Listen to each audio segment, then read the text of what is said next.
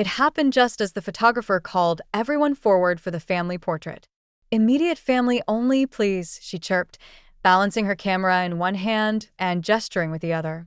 The crowd inside the event hall shuffled forward, smiling cousins, polished siblings, aunts and uncles in tailored outfits. And in the middle of it all, June stood awkwardly near the back wall, holding her clutch in one hand, the other resting gently on her daughter's shoulder. Maya, dressed in a simple forest green blouse and black slacks, shifted uncomfortably. She had been quiet all evening, but I knew my daughter well enough to read the tension in her jaw, the tightness in her smile. "Come on up, everyone. We need Mom, Dad, the siblings, and grandkids." "Not her," Aunt Celine said quickly, her voice too loud to be accidental. "Maya's not technically blood. She's just, well, she's not part of this side." A few people glanced around awkwardly. The photographer hesitated. And then someone else spoke. Someone who didn't need to speak at all. "She can take the photo," Lillian said, laughing under her breath. "I mean, nobody's really looking at her anyway." The room didn't fall silent. That's what made it worse. A few chuckled. Most just ignored it. Moved on. But Maya heard it.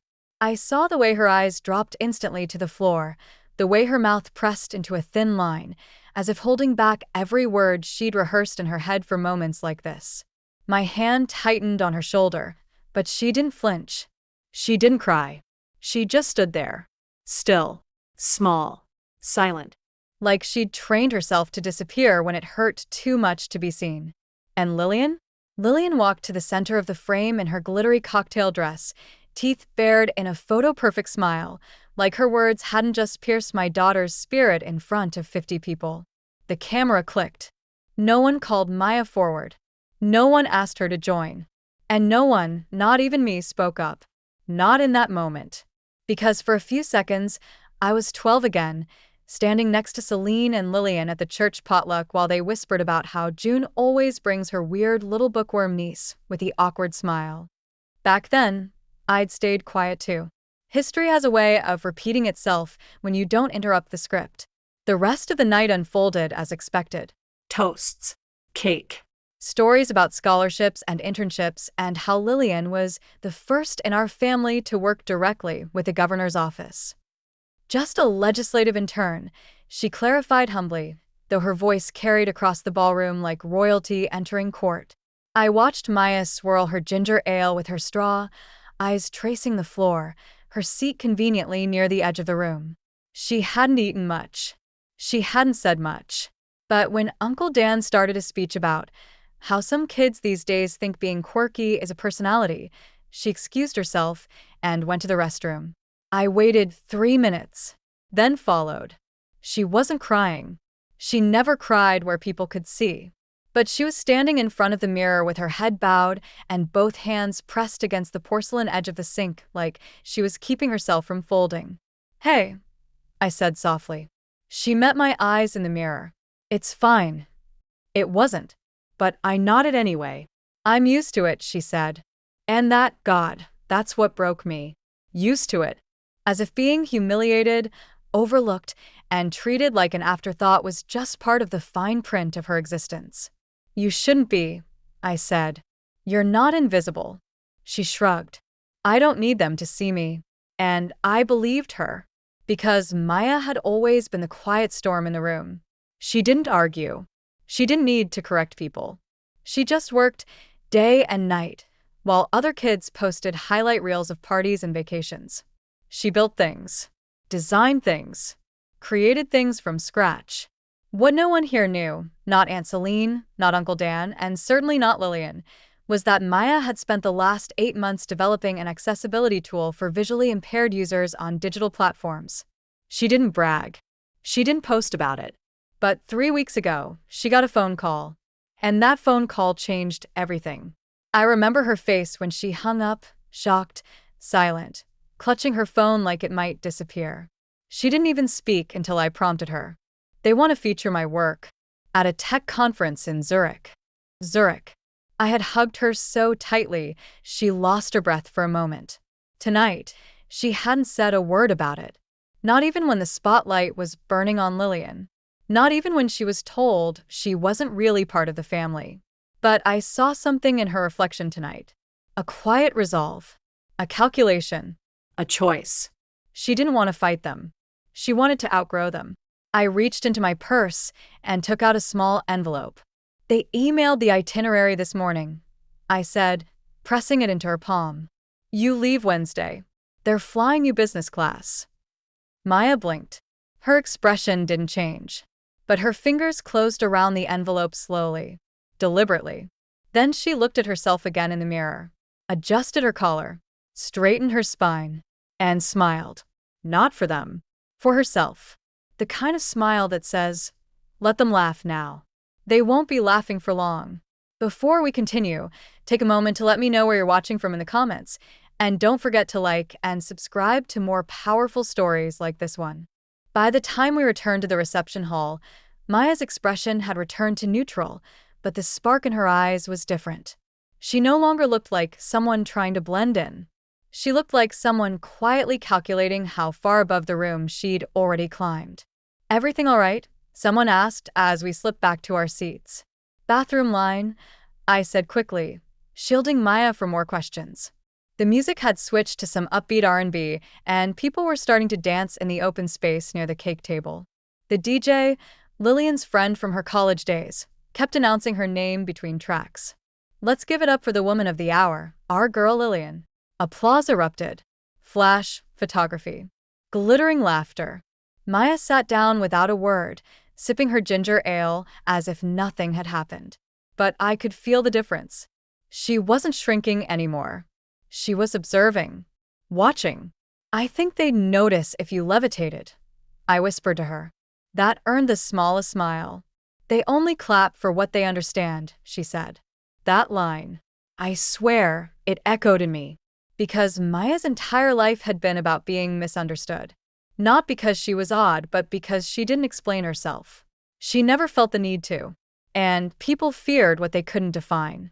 While other kids played team sports, Maya stayed up designing app interfaces. While cousins posted graduation selfies, Maya turned down offers from companies too small for her vision. And while Lillian made headlines in the local paper for sitting near power, Maya had quietly written code that helped 3,000 users navigate their bank's app independently for the first time. But they didn't clap for that. They didn't understand that. So they dismissed her. The cake cutting began. Phones rose to capture the moment. Lillian's face was flushed with joy as she sliced into a 3-tiered tower of white fondant and edible gold. She made a whole show of feeding her parents a slice. Celine dabbed a tissue at the corner of her eye like Lillian was accepting a Nobel Prize. Where's that other one, Maya? Someone said behind me. She's around, I answered without turning. I thought she was in school for design or something. Human-centered tech design, I clarified. There was a pause. Oh. Is that like coding? I didn't bother responding. They didn't actually care. Their curiosity was never about understanding. It was about assigning labels. Maya is the weird one. The quiet one. The one with no boyfriend. The one who doesn't share her business on social media. The one who, tonight, had been told she didn't belong in a photo because she wasn't blood. And yet, that envelope still sat in her purse. Zurich. Business class. All expenses paid. International keynote. But she wasn't announcing it. Not yet. Because Maya wasn't the type to announce a punch before it landed. An hour later, the microphone squealed. Lillian was back at center stage. Before we wrap up, she said, placing a hand dramatically to her chest, I just want to thank everyone for coming and for always supporting me. Polite clapping followed. I know not everyone gets to feel what I feel today. Supported. Seen. Loved. A pause. Her eyes flicked, just briefly, toward our side of the room. And I know some people here may be still figuring things out, she added with a crooked smile. And that's okay. Not everyone's meant for the spotlight. More laughter. Tight, nervous. The kind people give when they're not sure if they're supposed to laugh, but don't want to be left out. Maya didn't move. Didn't blink. She just stared at Lillian with an expression I hadn't seen before. It wasn't anger. It was detachment. like watching a child throw a tantrum over a toy you outgrew years ago. Lillian basked in the soft applause and passed the mic back to the DJ, who played "This Girl Is on Fire," as if the moment hadn't been drenched in sarcasm. Maya stood up. She didn't look at me. She just stood and walked to the back of the room, near the coat check. I followed a beat later. When I reached her, she was unzipping her purse. "Do you want to leave?" I asked. No, she said. Then she held up the envelope.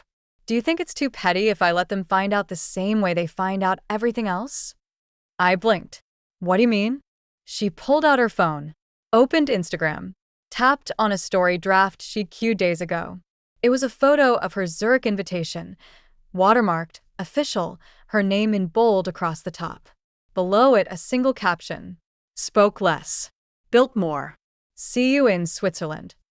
She hovered her thumb over the post button, Paused. then smiled. They wanted to pretend I didn't exist tonight. Might as well give them something to talk about. And with that, she tapped share. Back inside, the music played on. But phones were already buzzing. One by one, heads tilted down toward screens. I watched Lillian's mouth tighten as her cousin nudged her, holding out a phone. Her eyes flicked across the room, toward the coat check, where Maya stood calmly, watching her own storm unfold. Lillian didn't speak, but the color in her cheeks drained like a curtain falling. And for the first time all night, the room quieted without a microphone. Maya didn't flinch. She didn't grin. She didn't gloat. She simply walked past the food table, past the empty champagne flutes, and returned to her seat. She didn't need to be in their photo. She had just become the headline. For the first time that evening, silence didn't feel awkward. It felt earned. The music still played, but no one was listening. The DJ was fiddling with his laptop, looking at the screen like he'd just missed the memo everyone else was reading. Because the memo, Maya's Instagram story, had already done what years of passive-aggressive comments and dismissals never expected. It shifted the narrative. It forced everyone in the room to stop pretending they knew who Maya was. And the beauty of it? She hadn't said a single word into the mic. Still at our table, she sat down again slowly, like nothing had changed. But everything had. I could feel it, in the way people were whispering, nudging each other, passing phones under the table. The energy in the air had turned from smug to stunned. "She's going to Switzerland? Is that real?" "Wait, Maya?" Someone tapped Celine on the shoulder and whispered into her ear. Her eyes flicked to Maya like she was seeing her for the first time in a decade. That kind of startled curiosity people reserve for meteors or eclipses, things that weren't supposed to appear in their sky. A few moments later, Lillian excused herself from the crowd. She walked briskly, heels clicking sharply, until she disappeared behind the curtain near the bridal suite doors. Retreat. The queen of the night had left her own stage. Maya watched her go, eyes calm, fingers laced gently in her lap. "She's embarrassed," I said quietly. "I didn't do it to embarrass her," Maya replied. I looked over. She wasn't smiling. She wasn't even smug. I did it so she'd stop confusing silence for shame. And there it was again. That quiet wisdom. That clarity that made Maya different. She hadn't posted the story to prove something. She had posted it to correct something, to reclaim the narrative people had forced on her. For years, the family saw her as the girl who never spoke up. The girl who left early from reunions. The girl who sat in corners and played with the catering staff's kids instead of mingling with the adults. They called it antisocial. They never asked what she was thinking. If they had, they would have known she was studying user experience patterns by observing real-life behavior. They would have known she was drafting proposals at 14. They would have known she was more fluent in Python and JavaScript than most adults were in basic empathy. But they didn't know, because they didn't ask. And tonight, without begging for their attention or demanding space on their stage, she took the entire spotlight by simply being undeniable. A group of cousins passed by our table. They paused, awkwardly. Then one of them spoke. "Maya, that post was..." She hesitated. "Kind of incredible." Maya nodded politely. "Thank you. And, the Zurich thing. That's really happening?" "Yes." She didn't elaborate. Didn't list the keynote or the press interview scheduled. She just gave the truth its moment. The cousin smiled stiffly, then walked on, already whispering to someone else. Across the room, more people were turning. One of Lillian's friends, someone who hadn't spoken to Maya all night, came over next. "I just saw your post," she said, adjusting her dress straps nervously. "That's amazing. My brother's trying to get into AI design.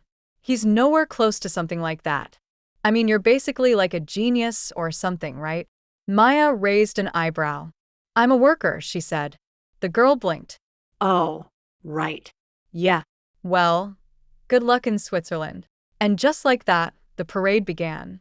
People who had overlooked her 2 hours ago now wanted to attach themselves to her brilliance, like it might rub off. "Could I message you about a mentoring thing? My cousin's trying to build an app. Do you consult? My daughter wants to go into tech. Is it okay if I put you two in touch?" Maya handled each request with dignity. She didn't promise anything. She didn't dismiss them either. But I watched her gently reinforce her boundaries, her sense of self. It was like watching someone who had grown tired of waiting to be understood and instead decided to be seen on her own terms. Lillian finally returned. She was no longer glowing. Her hair was slightly out of place, her smile thinner, as if it was being pulled from somewhere deep and fraying. She didn't look at us directly, but she hovered near the gift table, talking loudly to some friends about publicity stunts and how some people love drama more than family. I knew it was meant for Maya, but Maya didn't respond, because the loudest sound in that room had already been made, the sound of her name tied to something no one else could take credit for. Recognition. Earned. Quiet. Real. Eventually, the DJ announced the final song. People clapped, but it was lackluster. The energy had shifted. The party wasn't about Lillian anymore. And that wasn't Maya's fault. It was their own. They had spent so long shaping a version of her in their minds, a ghost at the table, a name never written on place cards, that they forgot real people evolve. Real stories unfold. And Maya? She hadn't become someone new tonight. She had simply stopped hiding the truth of who she'd been all along. As we gathered our things to leave, someone else approached. Uncle Greg, one of the oldest in the family. The one with calloused hands and a heart that rarely softened for show. "I just wanted to say," he began, looking at Maya, "you handled yourself better than most grown folks I know." Maya gave a small nod. "Thank you. I watched you grow up. Knew you had something in you. Just didn't know what to call it." Maya smiled faintly. "You don't have to. It's still becoming." He grinned at that, then walked away. We stepped out into the parking lot, the night air crisp against our faces. Maya let out a slow breath, like she'd been holding it in for years. "I'm glad I came," she said. "I'm glad you stayed." And as we drove off, I watched her from the rearview mirror, her face lit softly by her phone screen as messages rolled in. Congrats, questions, requests. But she wasn't replying yet. She was just letting it settle. Because tonight, she didn't need the stage. She became the moment. By morning, Maya's story had been shared over 100 times. Some were distant relatives. Others were old classmates. A few had tags like Tech Women Rising and Global Youth Innovators. She hadn't expected the attention. She definitely hadn't planned for it. But it was happening. And this time, not a single spotlight had to be begged for. She woke up late, phone buzzing nonstop, eyes still a little puffy from staying up and skimming comments. I had made coffee and sat on the couch with my laptop, half pretending to work, half waiting for her to emerge. She finally appeared in her oversized sweatshirt and socks, hair a little wild, but her posture straighter than usual. There was a new stillness about her, like something solid had clicked into place overnight.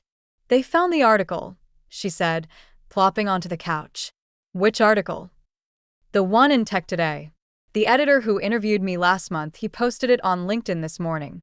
It's already got traction." I turned toward her. "Are you okay with that?" She shrugged. "I mean, yeah. I just didn't think it would go that far this fast." A pause. Then she smiled. "But I'm not hiding from it either." There it was again, that shift. Last night, she had let the room see her. Today, she was letting the world see her. Before I could reply, my phone lit up with a name I hadn't seen in months. Celine. I stared at the screen until it stopped ringing. No voicemail. Just the silence of someone unsure how to begin an apology. Moments later, a text popped up. Saw Maya's post. Impressive stuff. Would love to talk when you have a minute. I didn't reply. Not because I wanted to be petty, but because I wasn't sure there was anything left to say. The people who had treated Maya like wallpaper at the party were suddenly eager to be part of her story. But where were they when she was invisible? When she was dismissed as quirky or still figuring things out? Where were they when she was skipped over in the photo, left to swallow humiliation under soft jazz and champagne flutes? Now they wanted to listen, because recognition had changed the equation. But Maya hadn't. She'd simply stopped translating herself for people who didn't deserve to understand her. Later that afternoon, another message came in, this time from Lillian. Hey. Didn't get a chance to say congrats yesterday. Big news about Zurich. Pretty cool. I had no idea you were still doing design stuff. I showed it to Maya. She read it once, then handed it back. No response, she said. You sure? She only wants to align herself now that other people are clapping. That's not real. It was the clearest boundary I'd ever seen her draw. Not out of bitterness, but because she finally realized her value wasn't up for negotiation. Around 3:30 p.m., Maya got another call. This one was different. A woman named Elise from the Women in Tech Global Conference had seen the Zurich announcement and wanted to know if Maya would consider joining their speaker roster. You're doing incredible work in accessibility, Elise had said. We'd love to feature your journey. Maya didn't fumble over her words. She didn't try to diminish her accomplishments like she used to. She simply said, let's talk. After the call, she sat quietly, fingers playing with the hem of her sleeve. I used to think that maybe they were right, she said softly. Who? Everyone. The family. The people at school. Even the professors who said I was wasting my time building things no one asked for. I thought maybe I was just too much. Or not enough, depending on the day. I didn't interrupt. She exhaled. But I wasn't either of those things. I was just early. I was building something before they could see the need for it. And now that it's here, they want to rewrite history. I nodded. Let them try. You don't owe them a footnote. She smiled at that. Then came a knock at the door. I froze. We weren't expecting anyone. Maya stood and walked to the door. When she opened it, I heard the voice before I saw the face. Hey, Maya. Can we talk? Lillian. She stood on our porch, sunglasses pushed up on her head, clutching a Starbucks cup like it was armor. She wore the same kind of professional polish she always had, blazer, flats, lips pursed into the performance of humility. Maya didn't move. Just for a minute, Lillian added. I think I owe you one. Maya stepped aside. Barely. Lillian entered, eyeing the living room like it was unfamiliar territory, which it was. She had never once visited, never once invited Maya over. She sat gingerly on the edge of the couch like she might catch something. I just wanted to say I didn't mean anything by that comment last night, she began. You know how things get at parties. People talk, they joke, sometimes things come out wrong. Maya stayed standing. You meant it. Lillian blinked. You said I wasn't part of the family. You laughed. And you didn't stop anyone else from laughing either. Lillian's fingers tightened around the coffee cup. Okay, maybe I did. But it wasn't personal. It was always personal, Maya interrupted, her voice low but clear. You just didn't think I'd ever have a moment big enough to respond. Lillian's face flushed. She looked at me for help. I gave her nothing. This isn't about revenge, Maya continued. I'm not angry. I'm just not here to make you comfortable anymore. The silence was thick. I'm happy for you, Lillian finally said. Maya nodded. Thanks. And then she did something I didn't expect. She reached into her bag and pulled out a single folded program, the one from Zurich. She placed it gently on the table in front of Lillian. You wanted to know what I was working on? Here it is. Not because I need your praise, but because I'm done pretending I don't exist. Lillian picked it up slowly. She flipped through it, eyes scanning over Maya's name. Keynote speaker. Maya Brooks, designing for dignity. She stood, slowly. I guess I didn't know who you really were. Maya met her gaze. That's because you never ask. Lillian left the house quietly. No dramatic exit, no final word. Just the soft click of the door and the echo of a conversation she'd probably spend days trying to rewrite in her head. Maya didn't watch her go. She didn't even flinch when the door closed. She just stood in the center of the room, staring down at the Zurich program like it was a piece of armor she'd finally stopped hiding under her bed. I watched her for a moment, how calm she was. Not performative, not rattled. Just still. Solid. Complete in a way that didn't need an audience. You okay? I asked. She nodded. Better than okay. She sat on the armrest of the couch, hands folded. I think that was the first time I ever told her the truth, she said. And I didn't feel guilty for it. You shouldn't, I said. But I used to. Every time someone disrespected me and I didn't react, I thought I was being the bigger person. Turns out I was just teaching them how to treat me. I felt that one. Deep. Because Maya wasn't just talking about Lillian. She was talking about an entire culture, generations of quiet girls taught to be nice, to let insults slide, to never be labeled too much or too sensitive. But something had snapped in Maya. In the best way. She was done asking for space. She was ready to take it. 2 days later, the Zurich conference made the national news. A clip of Maya's name on the official speaker list went viral after a journalist tweeted, "This 24-year-old designed a tool that's changing the way 5,000 visually impaired users access the internet." And she's the keynote speaker at one of the biggest tech conferences in Europe. Let's give her the flowers now. The retweets poured in. Comments from tech leaders, accessibility advocates, parents of disabled children thanking Maya for work they didn't even know had been created by someone so young and so local. Suddenly, she wasn't just a girl in the corner of the family party. She was a headline, a force. And the phone calls started rolling in. Cousins who hadn't messaged in years. Uncles who used to ask why she never smiled more. Even Aunt Celine called again, this time leaving a voicemail. Maya, sweetheart. This is your Aunt Celine. I just want to say we're all so proud of you. You've really become quite the inspiration. I hope we can all get together again soon. Maybe plan a dinner before your big trip? I looked at Maya when the message ended. She didn't even blink.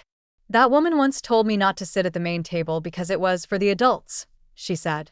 I was 17. She tossed her phone aside like it weighed nothing now. Are you going to respond? Maya shook her head. I've spent enough time explaining myself to people who were never really listening. I'm done offering my time to anyone who only sees my worth once it's trending. Later that afternoon, I found Maya in her room, packing. A new carry-on sat on her bed, half full of neatly rolled clothes, chargers, adapters, a crisp folder marked presentation slides, Zurich. I watched her fold a navy blue blazer carefully into her bag. You nervous? I asked. A little, she admitted, but not about the talk. Just about being in rooms filled with people who might still expect me to prove why I deserve to be there. You don't need to prove anything. She looked up. I know, but it's hard to unlearn survival mode. I nodded slowly, letting her words settle. She had grown up in rooms where she was tolerated, not celebrated, where being quiet was treated as weakness and ambition as arrogance. Even her teachers, the ones who praised her, never knew what to do with her. Too advanced for the standard track. Too soft-spoken for debate team. Too different to fit neatly into their lists of most likely to succeed. Now she was going to Zurich. And not just to attend, but to teach. To lead. To stand on a stage with her own mic, her own story, and no one there to talk over her. Except one person was trying. Lillian. The next morning, Lillian posted on Facebook. Proud of my cousin Maya for all her hard work. We always knew she had something special. Hashtag women in tech, hashtag family support, hashtag Zurichbound. The photo she used? A blurry one from the family party. Maya off to the side, half turned, cropped so tight it looked like she'd been captured by accident. Maya stared at it for a few seconds before turning to me. Imagine being so committed to your own narrative that you try to hijack someone else's success just to stay relevant. I raised an eyebrow. You want me to say something? She smiled. No. I've got it. And she did. She opened her own account and posted a clear, professional headshot from her media kit. Below it, she wrote, I spent years being told to be quiet, to shrink, to let others take the mic because they knew how to present better. Funny thing is, I didn't need the mic to be heard. I just needed to stop handing my voice to people who only cheered once it was convenient. I'm not here to be anyone's footnote. See you in Zurich. The post exploded. In under 24 hours, it had over 10,000 shares. And the family? They saw it. Every Single. one. But what could they say? The girl they had once excluded from the photo had become the headline. And not just of their weekend, of the movement, of the conversation, of the future. That night, Maya and I sat on the porch in the soft orange wash of sunset. She sipped tea while reviewing slides. I read a book beside her, but barely turned the pages. Because I kept glancing at her. The way she leaned into the glow of her laptop, completely at ease. She didn't look like someone chasing approval. She looked like someone building legacy. You're proud of me? She asked suddenly, not looking up. I blinked. Always. Even when I left school. When I stopped explaining myself, I reached over and gently touched her hand. You don't need to ask me that. But yes. Always. Even when you didn't believe in yourself yet, I did. She closed her laptop. I'm starting to believe it now. We sat in silence a little longer. Then she whispered, almost to herself. You don't get to clip my wings just because you never grew yours. It wasn't meant as a jab. It was just the truth. And I knew exactly who she meant. The ones who belittled her because they didn't understand her. The ones who laughed at her because they couldn't match her. The ones who excluded her because her presence challenged their performance. But Maya? She wasn't asking to be included anymore. She was flying above it. The airport was quiet in that early morning way that always made me emotional. Everything felt suspended. Lights too bright. Voices too low. Announcements echoing over polished tile and coffee steam. It wasn't glamorous, but there was something poetic about it. Watching people step into planes headed for new chapters. Goodbyes that were more than temporary. Departures that didn't mean loss, just growth. Maya walked beside me, wheeling her carry-on, her boarding pass already tucked neatly inside her passport. She was dressed simply. High-waisted slacks, a fitted black turtleneck, her hair braided back in one long rope down her spine. There was a strength in her walk. Not arrogant, not forced, but full. Like every step was one she had earned. And she had. Security was smooth. We reached the gate with plenty of time. I offered to grab her tea while she found a seat, and when I returned, she was staring out the massive glass wall at the tarmac. Planes were taking off in the distance, heavy machines lifting like feathers. And I realized that's exactly what she was doing, too. Last chance to back out, I joked, handing her the tea. She smirked. Tempting. But I think I'm ready. I sat down beside her. Did you ever think, I began, when you were little, that you'd be doing something like this? She shrugged. Not exactly. I thought I'd be in a lab coat, maybe. Somewhere quiet. Behind the scenes. You still could be, I said. She looked over. Yeah, but something changed. I don't just want to build things anymore. I want to change who gets to build them, who gets heard. That silenced me in the best way. Because that right there, that was legacy talking. Not just ambition. Not recognition. But purpose. She sipped her tea slowly, then pulled out her phone. More notifications. More messages. A few from professors. Some from strangers. One from a woman named Jamila, a blind software tester who had used Maya's prototype and wanted to personally thank her. They always told me accessible tools were afterthoughts, the message read. But your design made me feel like I was the primary user. Like I mattered. Keep going. Maya read it twice. Then put the phone down. I used to think the point of all this was to prove I was smart, she said. But now I think it's just about proving people matter. People they forget. People like Jamila. She turned to me. People like me. Before I could reply, a voice called her name. Maya? We both turned. And there she was, Grandma B. Her cane. Her wide straw hat. The same paisley scarf she'd worn to every family reunion, now tucked neatly beneath her jacket. I stood instantly. Mom, what are you doing here? I took the early bus, B said, brushing off my concern with one hand. Don't make a fuss. I needed to see her off. Maya blinked. She looked unsure whether to stand, to hug her, to speak. Grandma B solved the dilemma. She stepped forward and took Maya's hand in both of hers. I saw the post, she said gently. Then I read the article. And then I called a friend who helped me figure out how to get here. She chuckled. You know I don't understand all that tech stuff. But I understand what it means when someone makes the world easier for people to live in. And that's what you're doing. Maya's eyes shimmered. I didn't know you even. I knew, B said softly. I just didn't say anything before. And I regret that. I regret not defending you when the others rolled their eyes. I regret letting you sit alone at those parties. But I see you now. All the way. And I wanted to tell you something before you got on that plane. She squeezed Maya's hands tighter. You don't need permission anymore. You don't need to be invited to their table. You are the table now. You build the table. Maya broke. Not with sobs, but with a single sharp breath, shoulders curling inward just for a second. She hadn't cried at the party. Not when Lillian humiliated her. Not even when the Zurich offer came through. But this acknowledgement from the one person whose approval she hadn't dared hope for, it cracked something open. B leaned in and kissed her cheek. I brought you something, she said. From her small handbag, she pulled out a square of folded fabric. A hand-stitched handkerchief. Blue, with Maya's initials in the corner. I made it when you were in high school, B said. Back when you won that regional math competition and no one knew how to celebrate it. She handed it over. Maya held it like it was made of gold. Thank you, she whispered. B smiled. Fly safe, little storm. Shake the sky. When B left the terminal, I followed her to the elevator, offered to call her a car. She waved me off.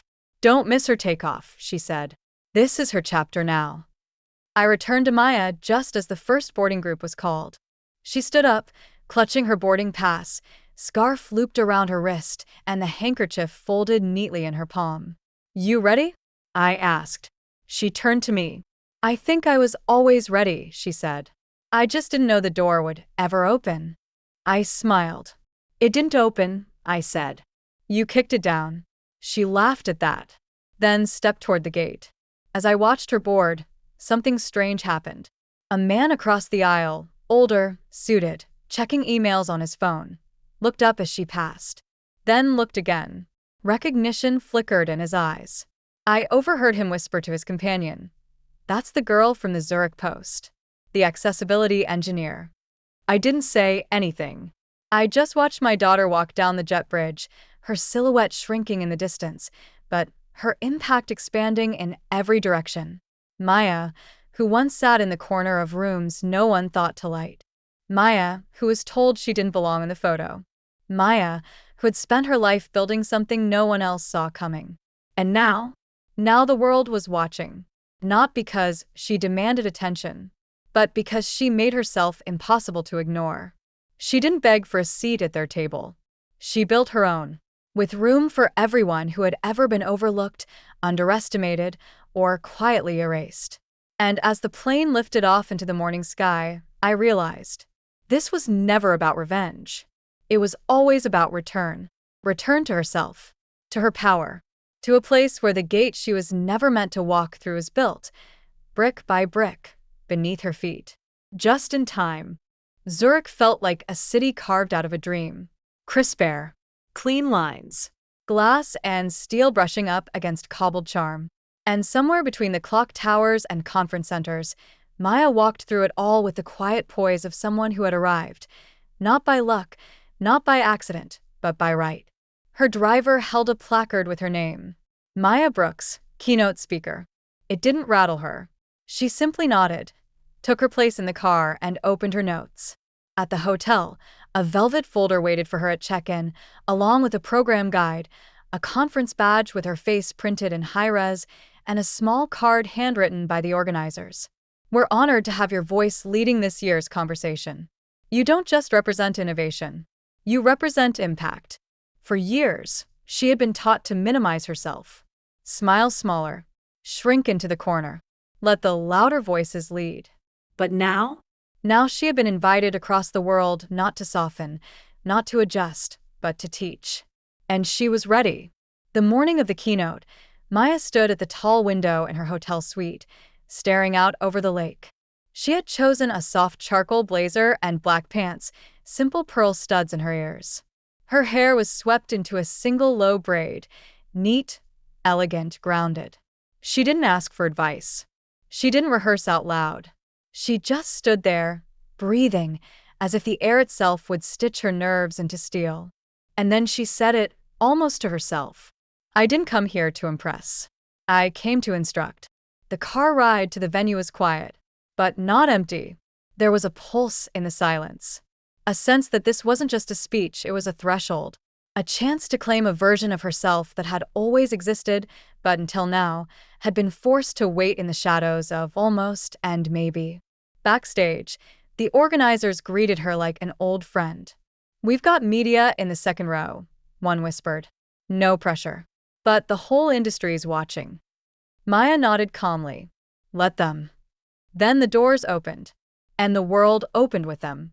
The stage lights weren't harsh. They were warm, inviting. And the audience, hundreds of designers, engineers, accessibility advocates, even policy leaders, rose to their feet when her name was announced.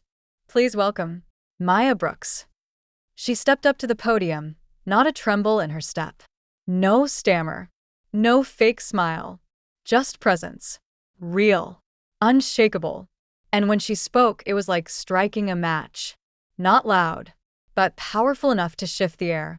They used to tell me accessibility was a niche. That designing for everyone was inefficient. That users with disabilities should adapt to the system, not the other way around. But I didn't believe that. Because I knew that designing with empathy isn't inefficient. It's revolutionary. And if our systems can't include everyone, maybe we need better systems. The crowd was silent, listening with the kind of reverence usually reserved for headlines or history. And Maya? She didn't perform. She revealed. She showed her designs not just as products, but as promises. She walked them through her interface logic, her decision trees, her audio integration for visually impaired users. She told the story of Jamila, of the child in her testing group who had navigated an online school portal for the first time without adult help. She didn't ask for applause, but she got it. Thunderous. Sustained. Deep. It wasn't polite. It was earned.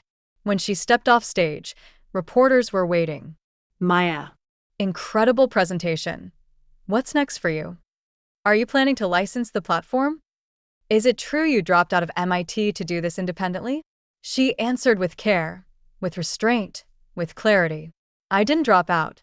I stepped away from a path that wasn't mine. That's not quitting. That's redirecting. One reporter asked, "Any advice for girls watching you right now who feel underestimated?" Maya paused. Then smiled, not for the camera, but for every girl who'd been handed a folding chair instead of a seat at the table. Stop waiting to be seen. Build something they can't ignore. And just like that, she walked past the cameras. She had nothing left to prove.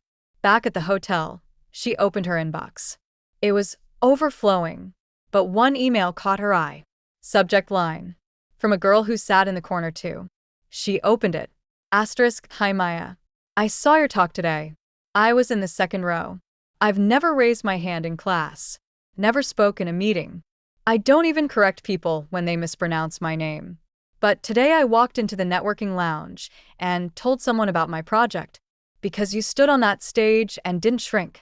And now I'm wondering what might happen if I stop shrinking, too. Thank you. A. Asterisk. Maya stared at the screen for a long moment. Then slowly she wrote back. Asterisk, you're not alone. You never were. Shrink for no one. Maya asterisk. She FaceTimed me that night. Her face was flushed, tired, but glowing. You killed it, I said, grinning like a fool. You burned the whole blueprint down and wrote a new one. She laughed softly. I didn't do it to burn anything down. I just wanted to light a path. There was a pause. Then she added, I don't think I'm going back to how things were. I can't. I nodded. You don't have to. Another pause. I thought about Lillian today. About all the people who told me I was too quiet, too slow, too different. Did it still hurt? I asked. Not anymore, she said. Because I finally realized something. She leaned closer to the screen. They didn't hate me. They hated how small they felt when I stopped apologizing for being big. And in that moment, watching her across continents, I understood what was happening. Maya wasn't just returning stronger. She was becoming someone new. Someone whole. Someone free. She came home quietly. No parade. No press. No party with string lights or banners that said, "You did it." Just the low hum of the wheels on her suitcase, the familiar creak of the front gate, and the gentle click of our screen door as she stepped back into the house she'd once left with her head down. But this time, her chin was high. Her shoulders didn't carry weight, they carried certainty. I met her at the door, arms open, eyes already blurred. She hugged me like she hadn't let herself miss home until she felt it in her arms. Zurich had been a whirlwind. Media features. A second conference invitation. A message from a global accessibility firm asking to license her UI framework. But here, back on our street with a chipped curb and wind chimes that never stopped clinking, she was just Maya. And that was enough. More than enough. How's the inbox? I teased. She laughed. 1,000 unread. I'm ignoring it today. Good. We spent the first day just being. No interviews. No tech talk. Just pancakes and pajamas and reruns of the show we used to watch when she was 16. I watched her laugh, really laugh, and thought of all the times she swallowed it down because someone in the room needed her to stay smaller to feel bigger. Not anymore. Later that evening, Maya stood in the hallway outside her bedroom, staring at the old corkboard above her desk. It still had faded sticky notes on it, quotes from engineers she admired, sketches, a wrinkled photo of her from the 8th grade science fair, awkward, braces and all, standing beside her first prototype made from cardboard and borrowed circuitry. She plucked it from the wall and held it like a fossil from a past life. You can take it down, I said gently. But she shook her head. No. I want to leave it. That girl built the road I'm walking on now. 2 days later, the knock came. Firm. Unannounced. I opened the door to find Lillian again. No camera crew. No makeup. Just her and a Tupperware dish of lemon bars, like that might smooth the cracks between us. Maya home, she asked. She is, I said. But if you came to be seen, it's not that kind of visit. I didn't, she said quickly. I came to listen. That was new. I let her in.